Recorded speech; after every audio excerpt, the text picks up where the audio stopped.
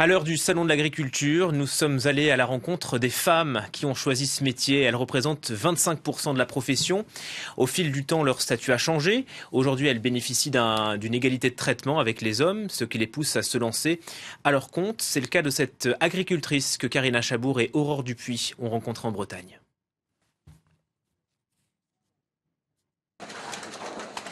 Il est 7 heures.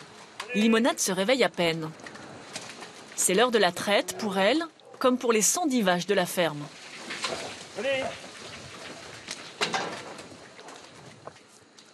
Pendant ce temps, la famille Saint-Jean se prépare. Baptiste veut une cracotte? Non.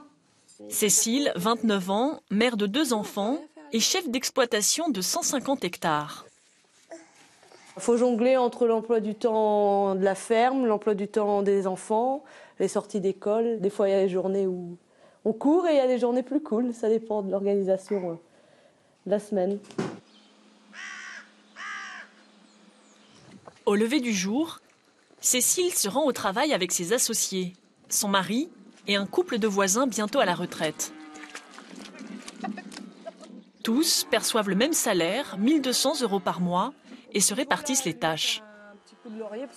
Les femmes font plus des travaux que les hommes n'aiment pas faire, et inversement. Enfin, c'est tout ce qui est travaux des champs, tout ça, les femmes vont pas y aller. Alors que nous, c'est plus notre truc. Et tout ce qui est la traite, tout ça, c'est l'administratif, c'est plus les femmes qui s'en occupent. On y va. Allez, avance. Cécile est donc en charge de la traite. Ces vaches produisent 2000 litres de lait par jour, 2 fois plus que la moyenne nationale. Mais tout cela a un coût. C'est vraiment la répétition des gestes, en fait, la strat. Bon, moi, après, je suis jeune, là, ça va, mais je pense que pour toutes les femmes qui sont en fin de carrière, d'avoir répété toute leur carrière le même geste, là, c'est pas forcément évident, quoi. Cécile élève aussi une quinzaine de veaux dont elle vend la viande à la ferme. Pour les soigner, elle préfère la méthode douce. C'est moins cher et tout aussi efficace selon elle. On a eu beaucoup de pluie et de brouillard. Et en fait, il a une petite infection respiratoire. Donc plutôt que de lui donner des antibiotiques, je lui donne une huile essentielle là, qui s'appelle le laurier. Comme elle, 26% des agricultrices dirigent leur propre exploitation. Elles assurent la bonne gestion de la ferme, mais surtout elles jouissent depuis 2011 du même statut, des mêmes droits et des mêmes pouvoirs de décision que les agriculteurs. C'est important que nous, on puisse avoir accès à ça parce que, par exemple, ma mère qui a été exploitante dans les années 90, elle n'était pas du tout reconnue au sein de l'exploitation. Elle était juste conjointe de mon père au niveau de l'exploitation. Donc, elle n'a pas du tout cotisé au niveau de la retraite. Donc, elle a été complètement défavorisée alors qu'elle a travaillé à part entière et autant que moi aujourd'hui sur la ferme. Face à la crise du porc, ses parents surendettés ont dû renoncer à leur exploitation. Mais pas de quoi décourager Cécile à tenter sa chance. Elle est depuis très engagée au sein du syndicat des jeunes agriculteurs. On va faire une grande réunion au niveau de la région pour réfléchir ensemble à quel outil améliorer ou quel outil mettre en place pour toujours continuer à accompagner les jeunes dans de bonnes conditions. À la Chambre d'agriculture, elle a rendez-vous avec des banquiers, des assureurs et des coopératives. Au menu des discussions, les aides européennes, mais aussi les normes françaises plus strictes que dans le reste de l'Europe. Ça a un coût pour le jeune, et donc ça nous met complètement en concurrence déloyale avec les autres pays autour de nous, que ce soit l'Espagne, l'Allemagne, qui n'ont pas forcément les mêmes contraintes que nous. Donc du coup, on produit la même chose, mais pas au même prix de production à la base. Malgré les difficultés, Cécile est déterminée à faire avancer la cause agricole. Elle a récemment été reçue au ministère à Paris. Elle espère que la nouvelle loi promise par le gouvernement boostera le revenu des éleveurs et des producteurs. Et avec nous en plateau, Christine Riba. Bonjour madame, Bonjour. Merci d'être avec nous. Vous êtes paysanne dans la Drôme et secrétaire nationale de la Confédération paysanne. Vous avez 3 enfants. Vous vous êtes installée à l'âge de 40 ans. D'abord, quel a été votre parcours? Pourquoi vous avez voulu devenir agricultrice? Alors ça, au départ, c'était un rêve d'adolescente. Et puis au départ, je savais pas que c'était un métier. Mais quand j'ai vu qu'il était possible de se former pour pouvoir être agricultrice, je suis allée jusqu'au bac parce que chez moi, on m'a dit ah non, tu passes ton bac, ça va te passer. Et puis après, j'ai fait un BTS agricole. Et ensuite, oui, j'avais toujours en tête de m'installer, mais la vie a fait que j'ai pas rencontré peut-être les bonnes personnes au bon moment. Ou voilà. Et donc j'ai fait plusieurs métiers, j'ai eu mes enfants, et puis à la fin des congés parentaux, je me suis dit bon, si un jour je dois m'installer, j'avais 40 ans. Il faut que j'y aille. Et donc mon mari a été OK après aussi. Et voilà. Dans la vie de tous les jours, dans le travail quotidien, être une femme à une agricultrice, ça change quoi?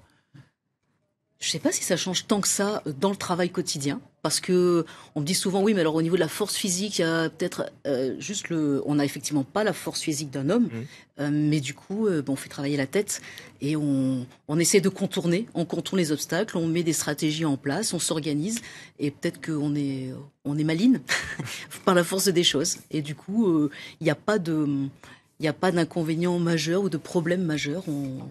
Non, ça va. Je le disais dans le lancement, le statut des femmes, des agricultrices a changé au fil du temps. Aujourd'hui, s'installer pour une femme seule, c'est possible? Oui, c'est complètement. Et c'est reconnu? Oui, voilà, ce qui effectivement n'a pas toujours été le cas. Parce qu'avant, une femme était femme d'agriculteur. Alors que là, maintenant, il y a une possibilité. Par exemple, soit on a un mari qui est agriculteur, et on peut avoir maintenant, depuis 2010, grâce justement à une bataille syndicale, on a obtenu à ce que la femme puisse avoir aussi le statut d'agricultrice à part entière, en s'installant en même temps que son mari, ou après, en tout cas, conjointement. Un couple d'agriculteurs. Un couple d'agriculteurs il peut y avoir, donc avant c'était conjointe d'exploitants, alors que là maintenant c'est être agricultrice à part entière, avec les mêmes droits, les mêmes devoirs de cotisation, du coup après une retraite normalement équivalente. Mais une femme peut s'installer aussi, agricultrice à part entière. Alors souvent le parcours il est un petit peu plus compliqué que pour les hommes, parce que dans la société il y a encore des freins par rapport au fait que ce soit une femme. Dans les instances agricoles, j'ai une jeune qui veut et qui est en train de s'installer avec des vaches. Elle a eu de multiples réflexions en disant mais toute seule avec des vaches, mais comment vous allez faire? Voilà, ça leur paraissait pas possible. Ou quand on va chez le marchand de matériel ou pour du matériel, on a toujours des réflexions. Mais où est le mari? Où est l'homme? Vous êtes sûr? Donc voilà. un changement de statut, pas forcément de mentalité. Voilà. Il y a du chemin à faire encore dans les mentalités. Voilà. J'imagine que vous êtes en relation avec d'autres agriculteurs, agricultrices, avec des jeunes femmes aussi. Est-ce que vous auriez un conseil à leur donner si elles ont 18 ans et elles veulent s'orienter vers des études agricoles? Alors au niveau des études, j'ai pas de conseil particulier. Ça dépend, études courtes, études longues, ça dépend de chacun, de chacune et de son parcours et de leurs envies. Mais moi, je leur conseillerais de pas rester toute seule. Mais ça, le conseil à un jeune homme, ce serait la même chose aussi. Il faut pas hésiter à aller voir. Maintenant, il y a des syndicats, il y a des groupes. Pas hésiter vraiment à se faire épauler par d'autres. Une femme, moi, je pense que c'est intéressant d'aller voir d'autres femmes qui se sont installées, d'autres femmes qui pourront les conseiller, leur donner de l'assurance. Parce qu'on a toujours, en tant que femme, on a toujours un petit manque de confiance quand même. Mais ça, on porte ça depuis des générations. Et pour se faire rassurer, épauler, et il faut pas hésiter à fonctionner en collectif.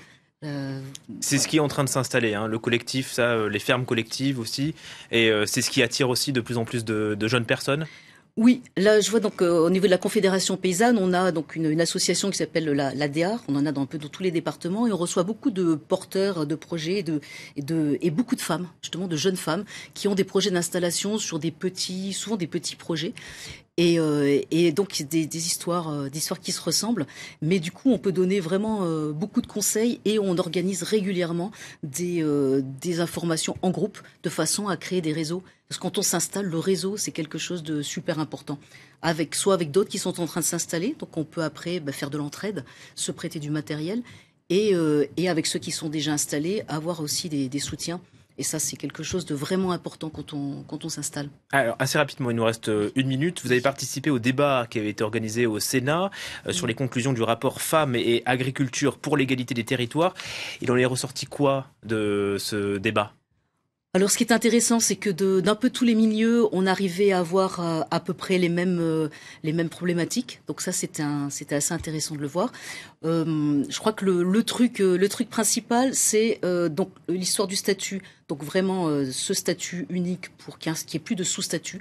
Nous, à la Conf, on milite pour qu'il y ait même une disparition petit à petit de ce statut de conjointe d'exploitation, qu'il y ait un statut à part entière. Au niveau de tout ce qui est social, c'est assez récent quand même qu'au niveau des congés maternité, par exemple, ce soit aligné sur le régime principal, et on demande que tout ce qui est aide sociale soit vraiment aligné sur le régime principal, général, je veux dire, parce que il y a encore des différences. Et par exemple là, je crois qu'il y a à peine 60% des femmes qui ont demandé leur congé maternité, parce que au niveau du remplacement, c'est quelque chose de compliqué. Donc si on pouvait mettre aussi des aides et des finances pour que les congés de maternité puissent donner droit à un remplacement facile, eh bien ça aiderait beaucoup de femmes. Merci beaucoup Christine Ribat pour votre témoignage sur France 24.